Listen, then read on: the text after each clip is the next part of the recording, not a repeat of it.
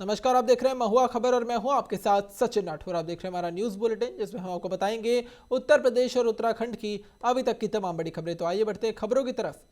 Singapore दौरे पर पहुंचे उत्तर प्रदेश के मुख्यमंत्री योगी आदित्यनाथ ने आज सिंगापुर के प्रधानमंत्री लॉरेंस वोंग से अहम मुलाकात की। इस दौरान दोनों नेताओं के बीच व्यापक बातचीत हुई, जिसमें वहां पर कॉम्प्रिहेंसिव स्ट्रैटेजिक पार्टनरशिप के तहत उत्तर प्रदेश को और सिंगापुर के संबंधों को और मजबूत बनाने पर जोर दिया गया।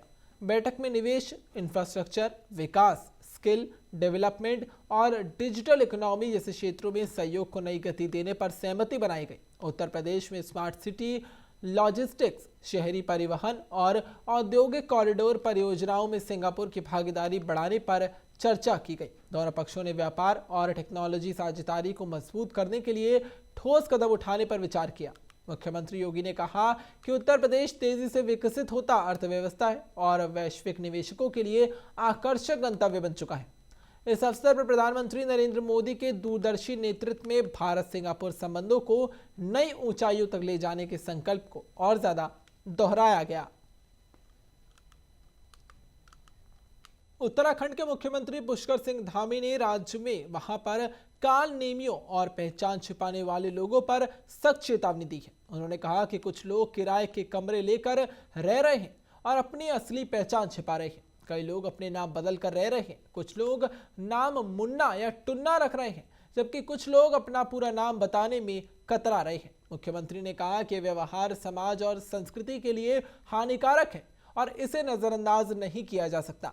धामी ने वहां पर मातृशक्ति और महिलाओं से भी अपील की कि वो अपने बच्चों को सही शिक्षा दें और इस दिशा में जागरूक करें। उनका कहना था कि समाज तभी मजबूत और उन्नत बन पाएगा जब नई पीढ़ी ईमानदारी, पहचान और नैतिकता के महत्व को समझ पाएगी। उन्होंने स्पष्ट किया कि राज्य प्रशासन इस मुद्दे पर विशेष ध्यान देगा और आवश्यक कार्रवाई जरूर करेगा। प्रकार के उदाहरण यहाँ से दिए गए कि छोटा छोटा मकान किराए में ले लेना, अपनी पहचान छुपा लेना, हाथ में ऐसे कलेवा भी पहन लेना है, तमाम तरह से नाम भी ऐसे बदल देना कि किसी का नाम मुन्ना रख देना, किसी का नाम टुन्ना रख देना, किसी का नाम कुछ और रख देना और पूरा नाम नहीं बताना। हमारी मातृशक्ति को, माताओं बहनों को भी निश्चित रूप से इस दिशा में बहुत गहन ध्यान देने की आवश्यकता है, क्योंकि समाज तभी हमारा आगे बढ़ सकता है, हमारा समाज तभी संस्कृत हो सकता है, शिक्षित हो सकता है, जब हमारी मातृशक्ति अपने आने वाली पीढ़ी को सही प्रकार से दीक्षित करने का काम करे। उत्तर प्रदेश के बस्ती जिले में आयोजित वशिष्ठ रामायण कथा के दौरान जगत गुरु रामभद्राचार्य ने समाजवादी पार्टी प्रमुख अखिलेश यादव के हालिया आरोपों पर तीखी प्रतिक्रिया दी। रामभद्राचार्य ने अखिलेश यादव को नमाजवादी कहकर संबोधित किया, जिससे प्रदेश की राजनीति में नई बहस छिड़ गई है।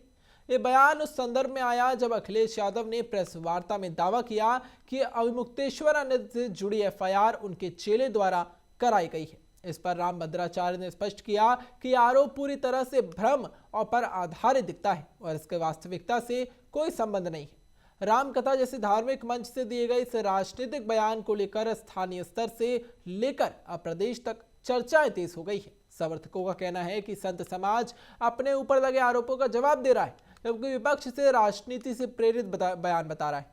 राजनीतिक विश्लेषकों का मानना है कि लोकसभा और विधानसभा चुनावों की तैयारियों के बीच ऐसे बयान धार्मिक और राजनीतिक मुद्दों को लेकर और ज्यादा आपस में जोड़ देते हैं। अब इससे आने वाले दिनों में यूपी की राजनीति में बयानबाजी और तेज होने की संभावना जताई जा रही है।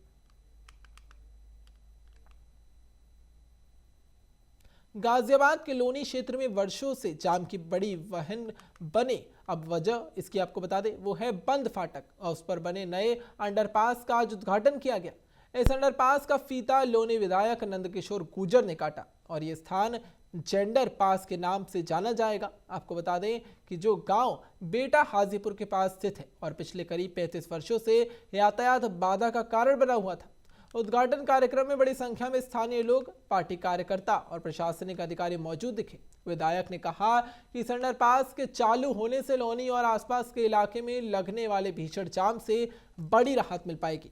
रोजाना यहाँ पर हजारों वाहन इस मार्ग से गुजरते हैं, लेकिन बंद फाटक के कारण लोगों को लंबा इंतजार करना पड़ता है और अब अंडरपास बनने से आवागमन आसान होगा और समय की बचत हो पाएगी। स्थानीय व्यापारियों का मानना है कि ट्रैफिक जाम की वजह से बाजारों में ग्राहकों की आवाजाही प्रभावित हुई थी और अंडरपास शुरू होने से व्यापारिक गतिविधियों को गति मिलने की उम्मीद जताई जा रही है। वहीं पर राजनीतिक दृष्टि से भी इस उद्घाटन को चुनावी साल में विकास कार्यों के संदेश के रूप में देखा जा रहा है। स्थानीय लोगों ने इसे लौनी के यातायात व्यवस्था सुधारने की दिशा में एक बड़ा अहम कदम बताया।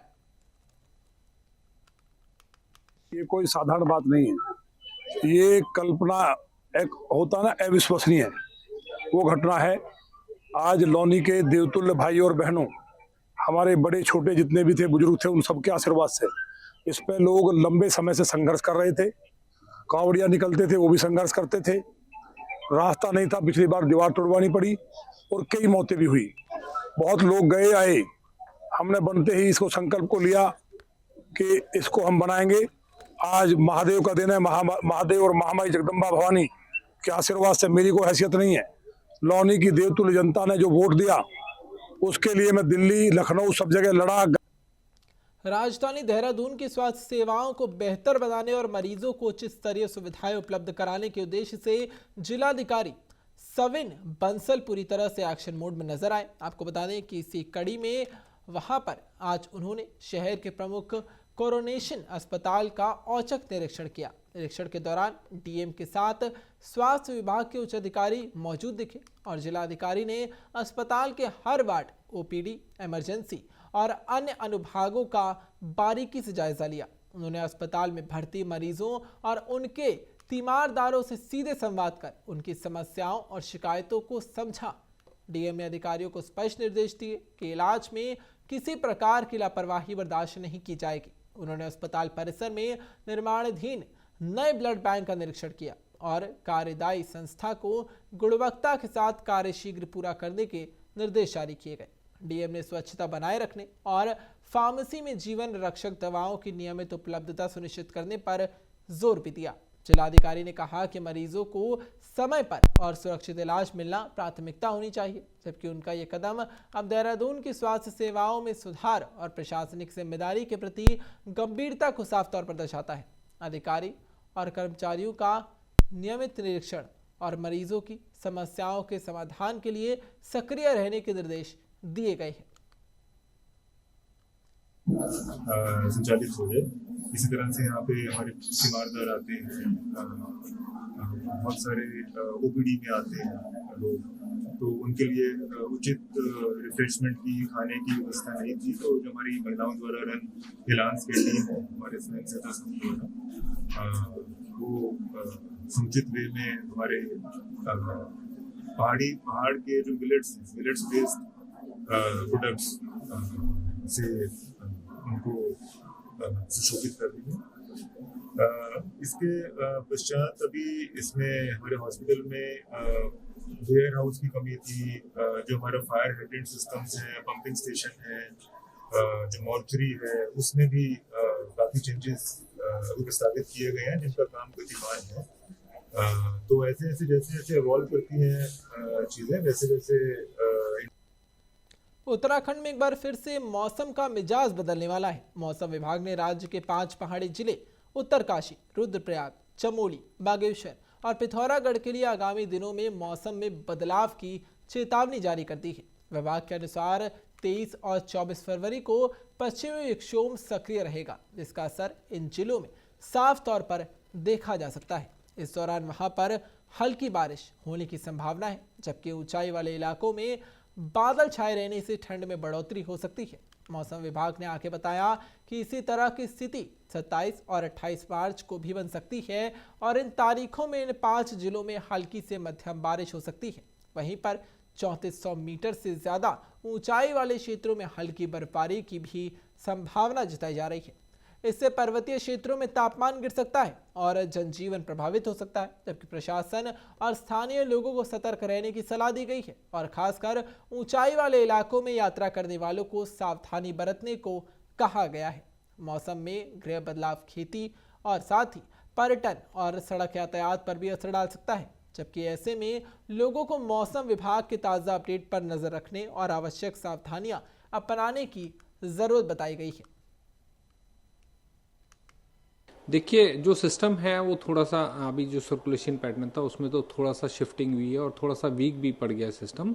तो कल तो हमारे को उत्तरकाशी जो है चमोली, उत्तरकाशी, रुद्रप्रयाग, पिथौरागढ़, बागेश्वर में जो है कुछ काफ़ी जगह पर हमारे को बारिश, हल्की बारिश देखने को मिली है। और एक आध जगह पे बाकी और भी जैसे मसूरी और नगर वाले एरिया में भी और देहरादून के कुछ और उत्तरकाशी के कुछ और निचले इलाकों में भी बूंदाबांदी देखने को मिली है। तो इसी तरह का सीन आज भी जो है, इसी तरह की परिस्थिति आज भी बनी हुई है। तो अभी हल्का, हालांकि वीक हो गया सिस्टम, वीक हो रहा है सिस्टम, तो ये जो है आज ऐसे देखने को हमको मिल सकता है। खासतौर से उत्तरकाशी, रुद्रप्रयाग, चमोली, पिथौरागढ़ और बागेश्वर में हल्की से बहुत हल्की बारिश या बर्फबारी जो लगभग 3500-3400 मीटर से ऊंचाई वाले इलाकों में देखने। अखंड भारत स्वदेशी अभियान परिषद के राष्ट्रीय अध्यक्ष कुंवर दोहरा ने बहराइच कलेक्ट्रेट परिसर में कथित रूप से यूजीसी बिल के विरोध में खुद को आग लगाकर आत्महत्या का प्रयास किया। घटना के समय मौके पर मौजूद लोगों ने वहां प्रशासन ने तुरंत हस्तक्षेप किया और आग बुझा दी। आपको बता दें कि दोहरा के तुरंत नजदीकी अस्पताल में भर्ती कराया गया और जहां पर उनका उपचार लगातार जारी है। प्रारंभिक जानकारी के अनुसार एक कदम शिक्षा नीति और यूजीसी बिल के खिलाफ विरोधी स्वरूप उठाया गया था और प्रशासन ने मामले की गंभीरता को देखते हुए सुरक्षा बढ़ा दी है और घटना की जांच शुरू कर दी गई है। स्थानीय लोग और अधिकारियों ने इस घटना को चिंताजनक बताया और कहा कि शिक्षा संबंधी नीतियों पर व्यापक संवाद की आवश्यकता है। कुंवर दोहरा की स्थिति स्थिर बताई जा रही है। राष्ट्रीय अध्यक्ष अखंड भारत स्वदेशी अभियान परिषद, आज आपने क्या किया? यूजीसी के विरोध में हमने पोस्टर लगवाए थे शहर से लेके गांव तक 3-4 दिन 16 को। किसके विरोध में? यूजीसी के विरोध में हमने कहा था कि या तो मोदी जी इस्तीफा दें और या तो धर्मेंद्र प्रधान को बर्खास्त करके देश से माफी मांगे, और अगर नहीं करेंगे तो अपने 11 साथियों के साथ प्रधानमंत्री आवास के सामने, ऐसी सक्षम जगह राष्ट्रपति भवन या इंडिया गेट के सामने या नए पुराने संसद भवन के सामने हम अपने 11 साथियों के साथ आंदोलन करेंगे। हमारा नाम चूंकि फ्लैश हो गया तो फिर हमको निकलना मुश्किल था। खुफिया एजेंसियों की लगातार जो है हम पे शिकंजा कसा गया है, तो फिर हमने ये सोचा कि हम निकल नहीं पाएंगे। तो बाकी जो है वो 11 वहाँ करेंगे 26 से 2 के बीच में, हमने यहाँ श्री गणेश कर दिया है। राष्ट्रीय अध्यक्ष अखंड भारत।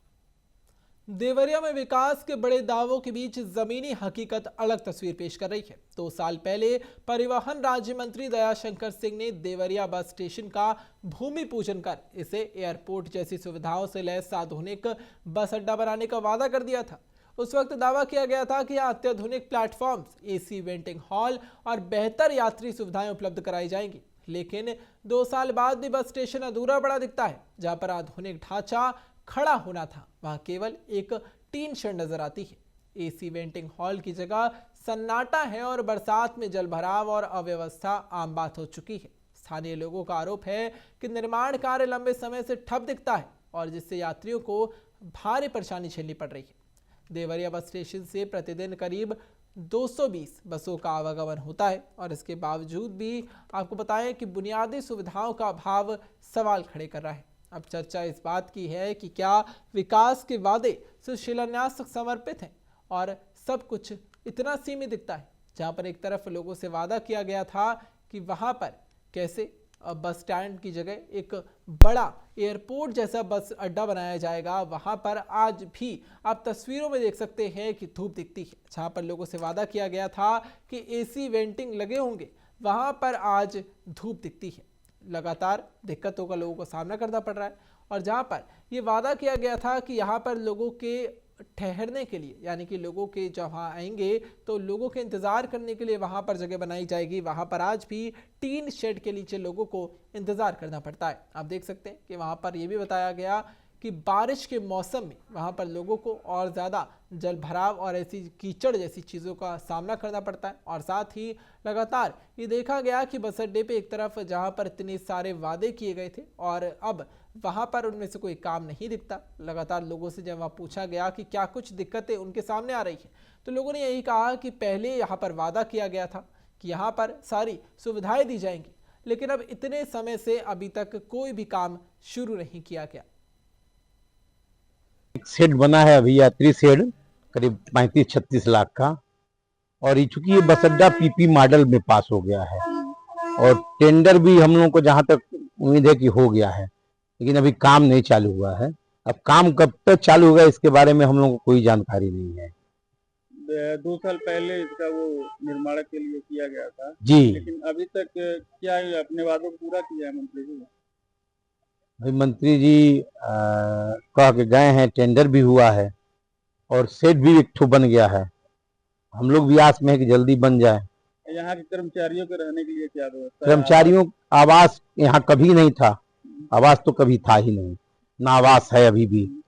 अब उसमें जो पुराना वाला बस अड्डा बना है उसमें हम लोगों को सुनने में आया कुछ कर्मचारियों के लिए आवास मिलेगा और ये भी बस अड्डा पीपी मॉडल पास हो गया है। कब तक बनेगा इसके आस में हम लोग भी चल रहे हैं, तब तक हमारे कर्मचारी इधर। इस वक्त हम मौजूद हैं देवरिया बस स्टेशन पे और यहाँ की बदहाली की स्थिति आप देख सकते हैं कि यहाँ पे किस तरह बसों के रखरखाव और यात्रियों के लिए क्या सुविधाएं हैं। यहाँ 2 वर्ष पूर्व प्रदेश सरकार के परिवहन राज्य मंत्री दयाशंकर सिंह ने देवरिया वासियों से वादा किया था कि हम इस बस स्टेशन को एयरपोर्ट के तर्ज पर बनाएंगे, लेकिन आज भी यह बस स्टेशन अपने बदहाली पर रोना रो रहा है। यहाँ निर्माण के नाम पर केवल 35 लाख के टीन सेट का निर्माण हुआ है और अभी तक पूरा काम ठप है। अब देखने वाली बात यह होगी कि 2 साल बीत जाने के बाद भी परिवहन मंत्री दयाशंकर सिंह अपने वादों को कब पूरा करते हैं। देवरिया से सत्य प्रकाश, महुआ खबर। इस वक्त समाजवादी पार्टी के वरिष्ठ नेता और पूर्व मंत्री राम गोविंद चौधरी से लखनऊ में परिवहन मंत्री दयाशंकर सिंह ने हाल ही में शिष्टाचार भेंट की। व्यस्त कार्यक्रम के बावजूद मंत्री ने चौधरी के आवास पहुंचकर उनका कुशल क्षेम जाना और साथ ही स्वास्थ्य की जानकारी ली। मुलाकात के दौरान दोनों नेताओं ने राज्य और सामाजिक मुद्दों पर हल्की बातचीत भी की और यह भेंट केवल औपचारिकता तक सीमित नहीं रही, बल्कि इसमें आपसी स्नेह और सम्मान का स्पष्ट संदेश दिखता है। आपको बता दें कि पूर्व मंत्री राम गोविंद चौधरी ने इस स्नेहपूर्ण मुलाकात के लिए दयाशंकर सिंह का हृदय से आभार व्यक्त किया और साथ ही ये भी कहा कि ऐसी बैठकों से वहां पर पारस्परिक संवाद और समझ बढ़ती है। राजनीतिक परिप्रेक्ष्य में इस मुलाकात को दोनों पक्षों के बीच सौहार्द और सम्मान को दर्शाने वाला कदम माना गया।